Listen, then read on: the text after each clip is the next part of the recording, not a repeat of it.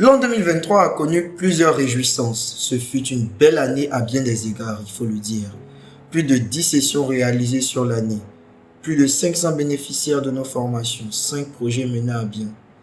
Laissons Angèle Sanogo, chargée de projet au réseau Shalom de transformation de conflits et de réconciliation, nous rappeler quelques précisions à ce sujet.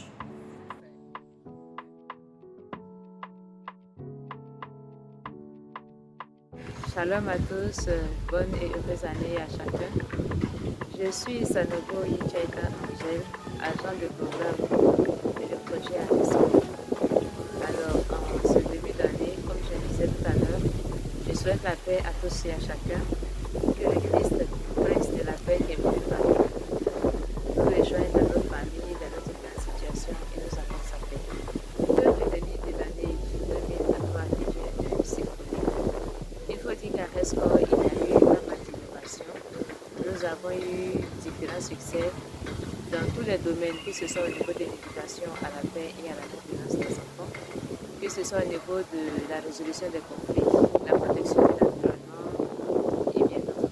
Alors moi, je voudrais partager un peu sur le camp des enfants. C'était un moment fabuleux dans le sens que la foi des enfants, la confiance et l'engagement de chaque agent a permis de réaliser des activités qui pourraient être avortées à cause des aléas climatiques. Nous avons eu par exemple de fortes pluies déjà le jour où il fallait se rendre au camp. Alors cela pourrait nous empêcher de partir, mais avec confiance on s'est engagé et avec la grâce de Dieu, la pluie s'est stoppée, on a pu mener les activités comme il se devait. Et toujours au camp, il y a eu d'autres activités telles que la sortie qui devrait avoir lieu sur la plage d'Aswindé. Alors ce jour également, la pluie a commencé très tôt. Nous étions hésitants.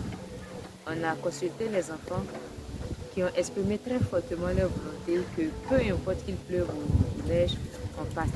Et nous, conscients aussi de la situation et du secteur, on était hésitants, mais finalement on a écouté la voix des enfants, on a prié et Dieu nous a ouvert la porte, on est parti, on s'est bien amusé.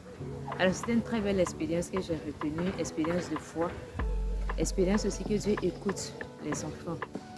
C'est pourquoi je vous invite, chers parents et tous, à vous impliquer fortement dans le projet d'éducation des enfants à la paix et à la non-violence, ce qui vise à faire de demain des artisans de paix et des adultes qui savent résoudre les différents conflits et les différends qu'ils rencontrent dans leur lieu de travail, leur milieu de vie, de pouvoir les résoudre sans recourir à la violence, à l'agressivité.